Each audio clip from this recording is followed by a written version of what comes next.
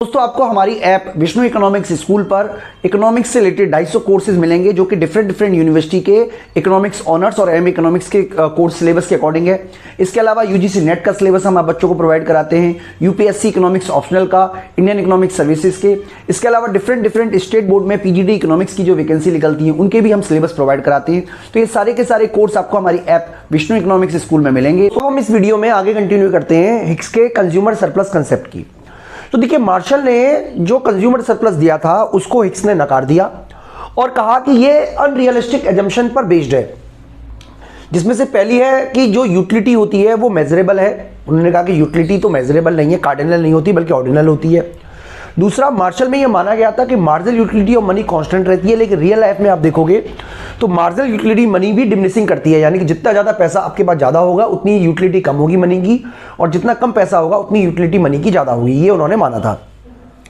साथ ही साथ उन्होंने इसको सब्जेक्टिव माना था, यूटिलिटी को उन्होंने इसको भी नकार दिया। तो एक अलग अप्रोच बनाई जिसके बेस पर हम कंज्यूमर सरप्लस को मेजर करेंगे। तो बच्चों, यहां पर हम बेसिकली आपको डायग्राम के माध्यम से ही आपको सारा का सारा कंज्यूमर सरप्लस का जो कंसेप्ट है, जो हिक्स का है, वो समझाने की कोशिश करेंगे और इसके लिए हम इंडिफरेंस कर्व का ही यूज करेंगे। देखिए, सबसे पहले हम दो चीजों डायग्राम के थ्रू समझने की कोशिश करते हैं। सिंपल तरीके से हम आपको समझाने की कोशिश करेंगे। मान लीजिए कंज्यूमर की ये मनी इनकम है, मैं चलिए सिंपल समझाने के लिए बोल देता हूं 20 रुपये है, 40 है, 60 है, 80 है और 100 है। ठीक है जी। इसी तरीके से गुड्स ले लेते हैं 1, 2, 3, 4 एंड 5। ये गुड्स है, एक्स गुड्स है, और यहां पे हम लिख लेते हैं मनी इनकम।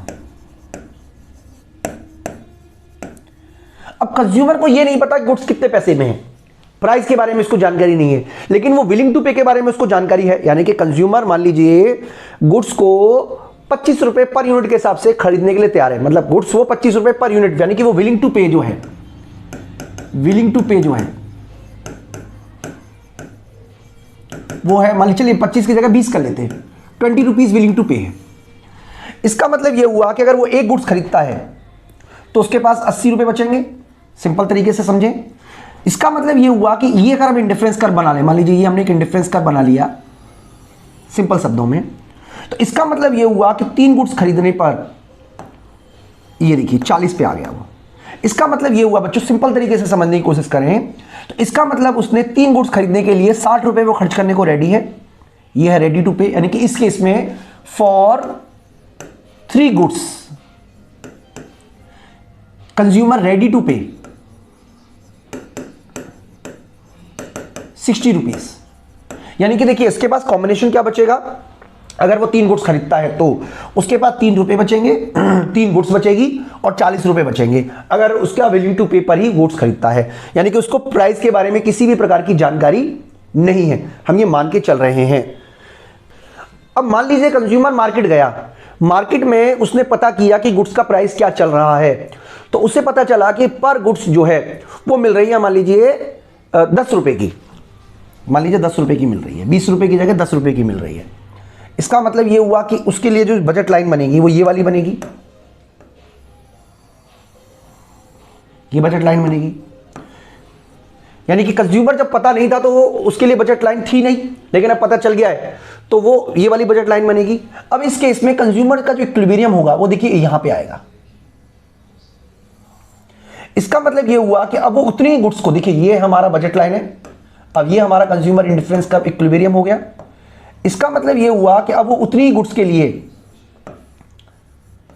70 रुपीज उसके पास है। इसका मतलब ये हुआ कि जब उसके पास, जब उसको प्राइस पता नहीं था तो वो 3 गुड्स के लिए, 3 गुड्स के लिए ही रेडी टू पे, यहां पे हमने यूटिलिटी तो मेजर नहीं की, बस हम रेडी टू पे की बात कर रहे हैं। वो रेडी टू पे था 3 गुड्स के लिए 60 रुपीज, लेकिन वो एक्चुअल में 3 गुड्स के लिए कितना पे कर रहा है, वो पे कर रहा है 30 रुपीज, बिकॉज ऊपर से नीचे तक पे आता है, यानी कि ये उसने एक्चुअल पे किया।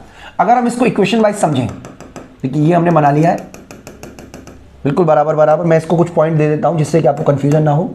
मान लीजिए ए, बी और सी, तो यहां पर हमें यह समझाने की कोशिश की जा रही है कि 3 गुड्स को पाने के लिए ही विलिंग टू पे, कितना पे करने को तैयार है, ए सी, यानी कि ही विलिंग टू पे करने को तैयार है वो ए सी, पर एक्चुअल में कितना पे कर रहा है, वो एक्चुअल में पे कर रहा है ए बी।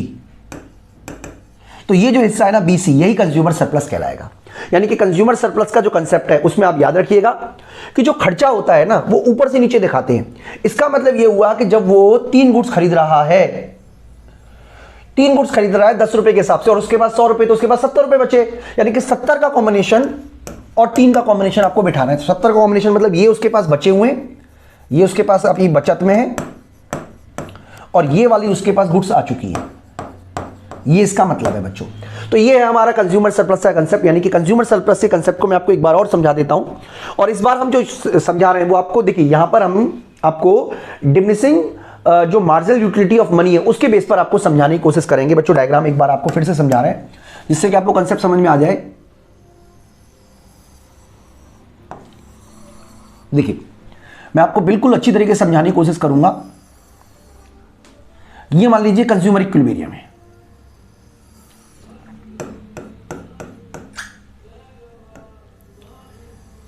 यानी कि वो एक्स गुड्स को पाने के लिए अगर हम नाम बोले तो वो इतना खर्च करने को तैयार है, ये खर्च करने को रेडी है, या ये वो खर्च कर रहा है, एक्सपेंडिचर कर रहा है for the getting O X goods. ठीक है जी। अगर उसको प्राइस के बारे में जानकारी नहीं है तो वो कितना खर्चा करेगा,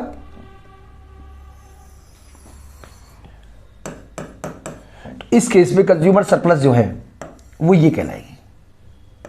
यानी कि ए से लेके, इसको नाम चले ई कर देते हैं, ई से लेके E1 जो है ये सारा का सारा हमारा कंज्यूमर सरप्लस है।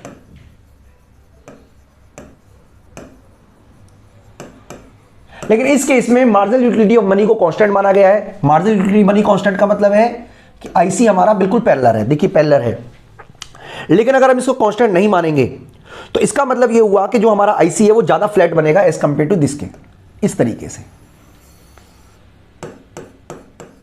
यानी कि ये तब है जब diminishing marginal utility of money हम लेके चल रहे हैं, ये तब है जब constant marginal utility of money लेके चल रहे हैं। यानी कि ये ऐसा इस तरीके का नॉन पैरेलल होगा। और अगर हम डिमिनिशिंग मार्जिनल यूटिलिटी मानेंगे तो उस केस में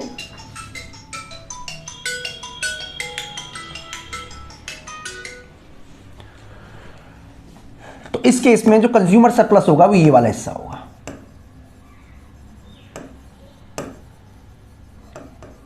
दिस वन।